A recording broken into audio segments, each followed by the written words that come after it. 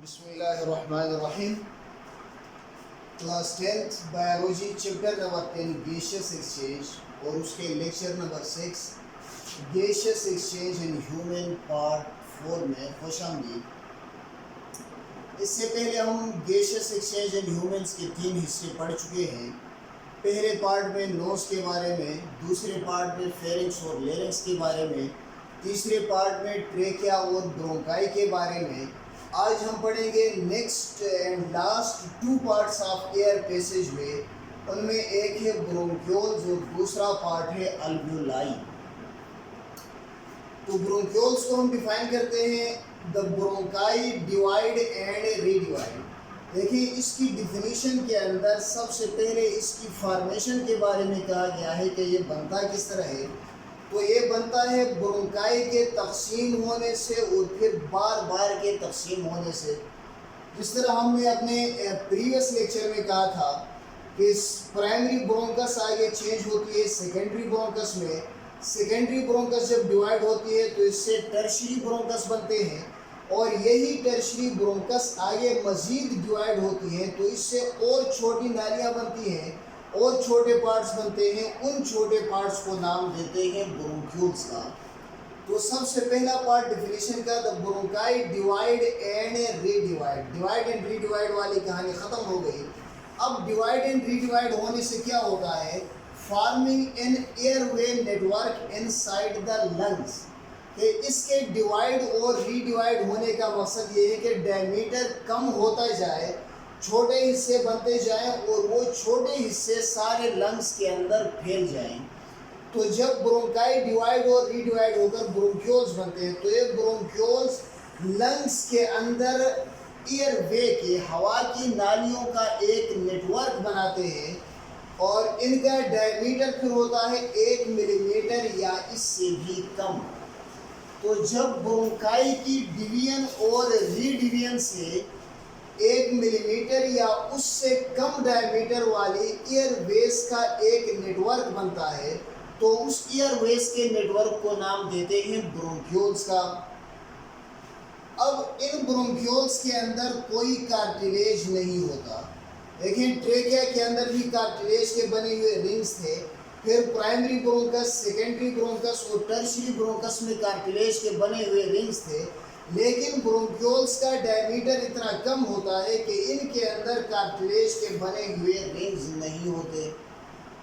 अब इतना छोटा नेटवर्क जो बनता है उस नेटवर्क का मकसद क्या है कि this network is responsible for controlling air distribution in lungs. कि लंग्स के तमाम सरफेस एरिया तक हवा पहुंचाने के लिए यही ब्रोंक्यूल्स रिस्पॉन्सिबल होते हैं, क्योंकि इनका डायमीटर कम होता है और ये लंग्स के अंदर जाकर तमाम लंग्स में लंग्स के हर हिस्से तक पहुंच जाते हैं। और दूसरी एक और बात ये है कि ये ब्रोंक्यूल्स जो है ये स्टार्ट होते हैं टर्शियरी ब्रोंकस से। स्टार्ट कहाँ से होते हैं, टर्शियरी ब्रोंकस, और ये टर्मिनेट होते हैं, आगे जाकर ये खुलते हैं एक और हिस्से में। उस हिस्से को नाम देते हैं अल्वियोलाई का। ये टर्मिनेट होते हैं अल्वियोलाई में और इसी अल्वियोलाई में टर्मिनेशन की वजह से हवा लंग्स के हर हिस्से तक पहुंच जाती है। इन ब्रोंक्यूल्स के बाद नेक्स्ट वही पार्ट है जिनमें जाकर ये ब्रोंक्यूल्स टर्मिनेट होते हैं अल्वियोलाई। तो अल्वियोलाई को डिफाइन करते हैं a collection of air sacs, हवा की थैलियों का एक कलेक्शन जो कहाँ पर मौजूद होते हैं, present at tip of bronchioles. कि एयर सैक्स का एक ऐसा कलेक्शन जो ब्रोंक्यूल्स के आखिरी सिरे पर मौजूद होते हैं। और ये किसकी तरह दिखते हैं, ये रिजेंबल करते हैं विद बंचेस ऑफ ग्रेप्स। जिस तरह अंगूर के दाने मिलकर अंगूर का एक बंच बनाते हैं, एक गुच्छा बनाते हैं, बिल्कुल इसी तरह अल्वियोलस आपस में मिलकर अल्वियोलाई को एक ऐसी शेप देते हैं कि बंच ऑफ ग्रेप की तरह नज़र आता है, बंच ऑफ ग्रेप्स की तरह दिखता है। अब ये अल्वियोलाई होते कितने हैं, तो ये लंग्स के अंदर होते हैं 700 मिलियन से ज़्यादा। 1 मिलियन बराबर होता है 10 लाख का। तो ये लंग्स के अंदर 700 मिलियन से ज़्यादा की तादाद में मौजूद होते हैं। अब इन अल्वेलाई के अंदर जो असल चीज़ होती है वो उनकी वाल्स होती हैं। वाल्स का मतलब इनके आउटर मोस्ट पार्ट्स होते हैं। देखें, सपोज करें ये एक अल्वेलस हमने बनाया है यहाँ पर, ये एक अल्वेलस है।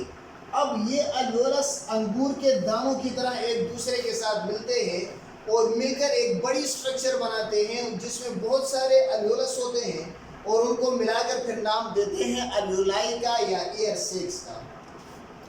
इनकी जो वाल्स होती हैं इनका डायमीटर होता है 0.1 micrometre. 1 micrometre is equal to 10 power -6 metre. यानी 1 मीटर को अगर 10 लाख हिस्सों में तकसीम करें तो 1 माइक्रोमीटर आता है। And thickness of walls of alveoli 0.1 micrometre. यानी 1 माइक्रोमीटर के भी अगर हम 10 हिस्से बनाएं तो अल्वेलाई के वाल्स की थिकनेस आ जाती है। और दूसरी बात इनकी वाल्स के अंदर ये है कि ये रिच होती हैं इन ब्लड कैपिलरीज, मतलब इनकी वाल्स के ऊपर ब्लड कैपिलरीज होती है। रिच इन ब्लड कैपिलरीज का मतलब ब्लड कैपिलरीज से ये भरी होती हैं इनकी वाल्स। और ब्लड कैपिलरीज से भरी होने की वजह से these walls are actual site of gaseous exchange, कि गैसियस एक्सचेंज की जो असल जगह होती है वो यही वाल्स ऑफ अल्वेलाई होती हैं। अब ये गैसियस एक्सचेंज की एक्चुअल साइट्स कैसे होती हैं? देखें, हमारी बॉडी से वीन्स के ज़रिए से ब्लड आता है हार्ट में, और हार्ट में जो ब्लड आता है वो ब्लड होता है डीऑक्सीजनेटेड, मतलब उसके अंदर कार्बन डाइऑक्साइड मौजूद होती है। हार्ट से यही ब्लड, कार्बन डाइऑक्साइड वाला ब्लड, पल्मोनरी आर्टरी के ज़रिए से चला जाता है अल्वेलाई में। जब ये पल्मोनरी आर्टरी के ज़रिए से अल्वेलाई में चला जाता है तो पल्मोनरी आर्टरी वहाँ पर डिवाइड होती है कैपिलरीज में, और ये वही कैपिलरीज हैं जिनसे अल्वेलाई की वाल बनी हुई है। तो जब कार्बन डाइऑक्साइड वाला ब्लड चला जाता है अल्वेलाई की कैपिलरीज में, तो इन कैपिलरीज के ब्लड से आहिस्ता आहिस्ता कार्बन डाइऑक्साइड चला जाता है अल्वेलाई में।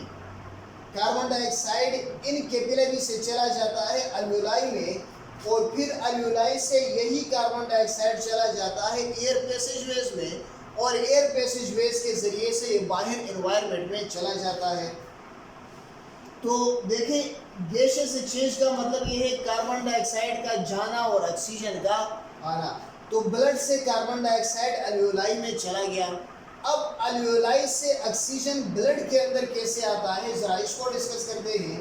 देखिए, जब हम एयर इनहेल करते हैं, जिन एयर पैसेजवेज के बारे में हमने पढ़ा है, उन एयर पैसेजवेज के ज़रिए से हवा एंटर होती है अल्वेलाई में।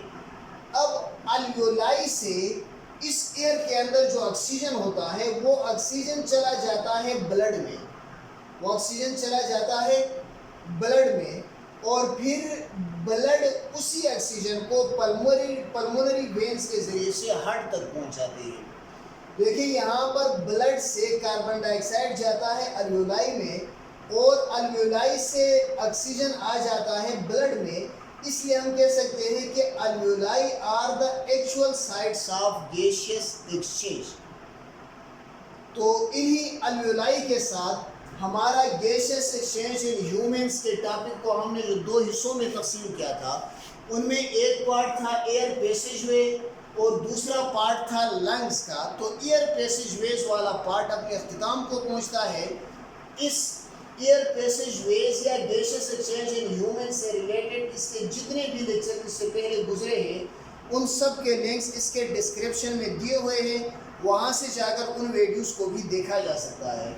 अब गैसियस एक्सचेंज इन ह्यूमंस के पार्ट बी लंग्स तक के लिए अल्लाह हाफ़िज़।